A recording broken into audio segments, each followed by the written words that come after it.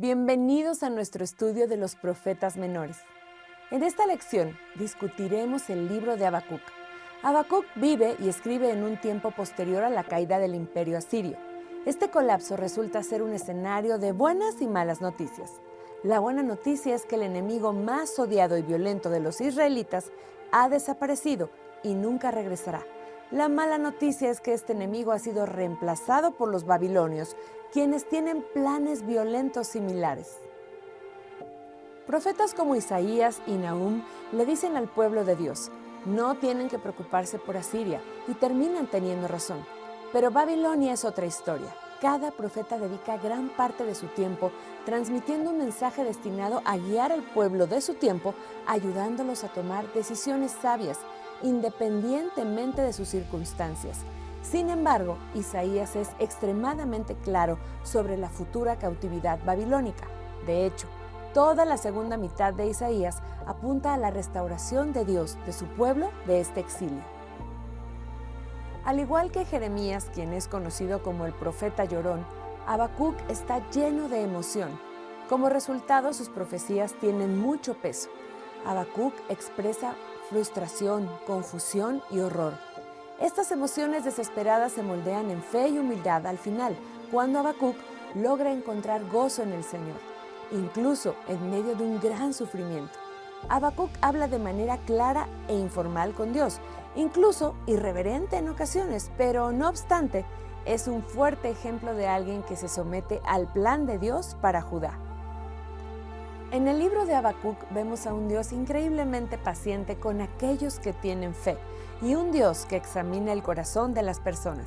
Él es un Dios que sabe si nuestras palabras provienen de un lugar de fe o falta de fe. Un ejemplo útil de esto se encuentra en el Evangelio de Lucas, en la primera mitad del capítulo 1. Zacarías es castigado por cuestionar al ángel Gabriel, pero cuando María, la madre de Jesús, hace preguntas a Gabriel en la segunda mitad de Lucas 1, él escucha y responde, Dios es paciente con nosotros si somos fieles, incluso cuando también somos débiles. Sin embargo, Dios juzga nuestra falta de fe. Como hijos de Dios nos lleva en un viaje de fe, como Pablo señala en 2 Corintios 3:18 diciendo, por tanto, todos nosotros mirando a cara descubierta como en un espejo la gloria del Señor, somos transformados de gloria en gloria en la misma imagen. Podría decirse de esta manera, hay disciplina en la transformación, pero también hay paciencia en el camino. Al comienzo de este viaje, Habacuc encaja en el estereotipo del profeta frustrado. Observa a su alrededor lleno de desaliento por la maldad del pueblo de Judá. Parece como si estuvieran rogando por el juicio de Dios, aunque su malvado rey Manasés se arrepiente y el rey justo Josías intenta llevar a cabo reformas. El pueblo de Habacuc parece pecar constantemente cuando actúan con violencia e inmoralidad. Nadie los detiene, por lo que comienzan a ignorar por completo la ley. Los malvados superan en número ampliamente a los justos y utilizan su poder en mayoría para el mal, enfrentándose a la realidad de lo terrible que realmente son las cosas. Habacuc clama en el versículo 1:2, ¿hasta cuándo, oh Señor? Y en el versículo 1:4, sale torcida la justicia. La respuesta de Dios a Habacuc lo toma por sorpresa. Dios comienza a hablarle a Habacuc diciendo en el versículo 5, observen entre las naciones y miren, quédense asombrados y atónitos, porque yo haré en sus días algo que aún si se los contara, no lo creerían. Dios sabe que lo que va a decir a continuación sorprenderá a Habacuc. De hecho, probablemente incluso parecerá un giro de justicia. Entonces, ¿cuál es este impactante giro de acontecimientos? Dios va a usar a personas de las naciones más violentas para venir y juzgar a su propio pueblo. Dios continúa en el versículo 6 diciendo, he aquí que levanto a los caldeos, pueblo furioso e impetuoso, que marcha por la anchura de la tierra para tomar posesión de los lugares habitados que no le pertenecen. El enigma para Habacuc es que aunque los israelitas merecen ser juzgados, aún son más justos que los babilonios, quienes según Habacuc 1:8-10 son más ágiles que los lobos vespertinos. Volarán como águilas que se apresuran a devorar. reunirán cautivos como arena, hará burla de los príncipes, se burlará de toda fortificación, levantará terraplenes y la tomará. Esto debería sonar familiar si has leído los libros de los profetas hasta este punto. Dios utiliza a los asirios para acabar con el reino del norte y devastar el reino del sur durante los días del bisabuelo de Habacuc. En ese momento, sin embargo, Dios deja a Jerusalén en pie y el templo queda intacto. Él defiende milagrosamente la ciudad del rey asirio llamado Sennacherib, cuando la mayoría de sus soldados mueren misteriosamente fuera de Jerusalén. Sin embargo, lo que el profeta ve en esta visión es algo completamente diferente. Aunque Habacuc no detalla esto, parece entender que se permitirá que Babilonia lo destruya todo: aldeas, ciudades, Jerusalén, incluso el templo mismo. Después, casi toda la población será llevada a una tierra pagana. Aunque Dios finaliza la visión de Habacuc asegurando que Babilonia será castigada algún día, como puedes imaginar, el profeta está impactado por lo que Dios hará con los israelitas. Mientras Habacuc procesa la noticia, nos brinda un excelente ejemplo de cómo acercarnos a Dios cuando estamos confundidos y horrorizados por sus planes. Él ora una oración llena de preguntas y expone su propia perspectiva sobre la situación. Sin embargo, aún habla con respeto mientras se dirige a Dios. Habacuc comienza dando honor a Dios diciendo en el 1:12: ¿Acaso no eres tú desde el principio, oh Señor, Dios mío y Santo mío? Luego reconoce la autoridad de Dios y su carácter impecable al alabarlo diciendo en el 1:12 al 13: Oh Señor, para juicio pusiste a los caldeos, tú, oh roca, los has establecido para castigar. Eres demasiado limpio como para mirar el mal. Es en este punto que el profeta comienza a expresar su confusión. Es como si las piezas del rompecabezas de lo que Habacuc sabe acerca de Dios no encajaran con esta nueva visión. ¿Cómo puede Dios, que no se complace en la maldad, planear usar a los paganos más malvados de la tierra para llevar a cabo su juicio? Habacuc clama en 1:13: ¿Por qué pues contemplas a los traidores y callas cuando el impío destruye al más justo que él? Incluso en su profunda confusión, Habacuc muestra que su oración proviene de un lugar de fe. El profeta sabe que cada vez que las palabras o planes de Dios entran en conflicto con sus propias opiniones humanas y defectuosas, es Dios quien tiene la razón y es Él quien está equivocado.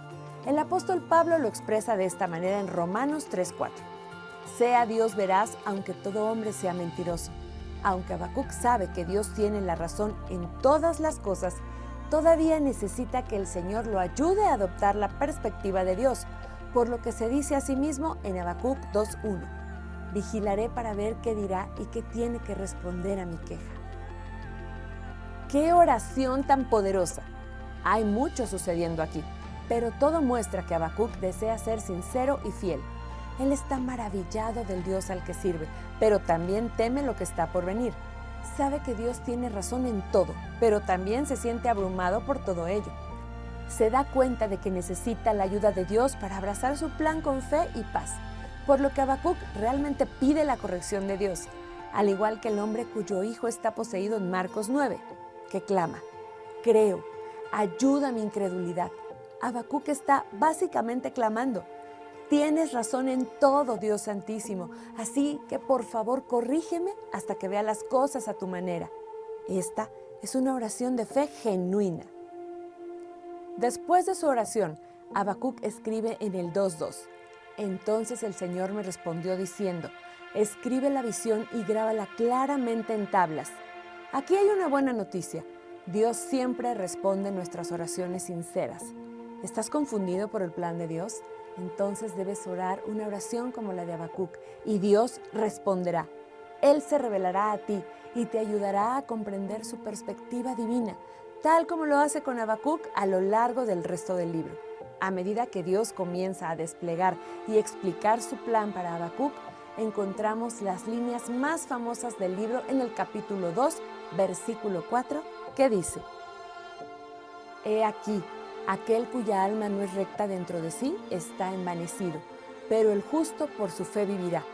Babilonia, violenta y malvada, es poderosa y está extendiendo el mal en el mundo actualmente. Sin embargo, solo aquellos que son fieles en obediencia vivirán al final. Esto nos recuerda la declaración de Jesús en Mateo 5:5 de que los mansos, no los arrogantes, heredarán la tierra. Dios, como promete Habacuc 2:8, traerá justicia a Babilonia debido a causa de la sangre humana y de la violencia hecha a la tierra, a las ciudades y a todos los que habitan en ellas. Dios ve las obras arrogantes de los hombres, diciendo en el 2:9, «Ay del que codicia injusta ganancia para su casa, poniendo en alto su nido para escaparse de mano de la calamidad. Nada puede ocultarse al Señor, quien ve las decisiones pecaminosas de toda la humanidad».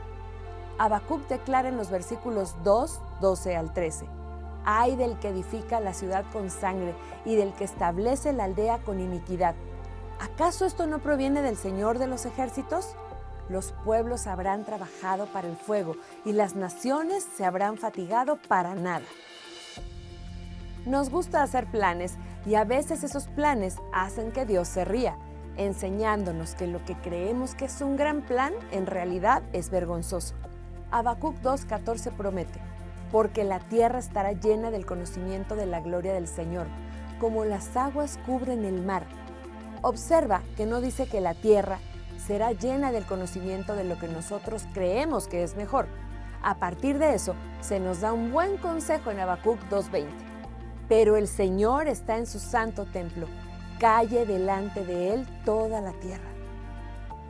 En el tercer y último capítulo de Habacuc, el profeta vuelve a ser transparente mientras responde a la visión del juicio de Dios contra el humano malo. Se siente abrumado porque sabe que un poco de ello llegará a través de Babilonia más temprano que tarde. Podemos sentir la reverencia en la voz de Habacuc mientras responde a esta segunda visión. El personaje del Antiguo Testamento, Job, también recibe una difícil revelación de Dios y responde clamando en Job 42, 5 al 6. «De oídas había oído hablar de ti, pero ahora te veo con mis propios ojos.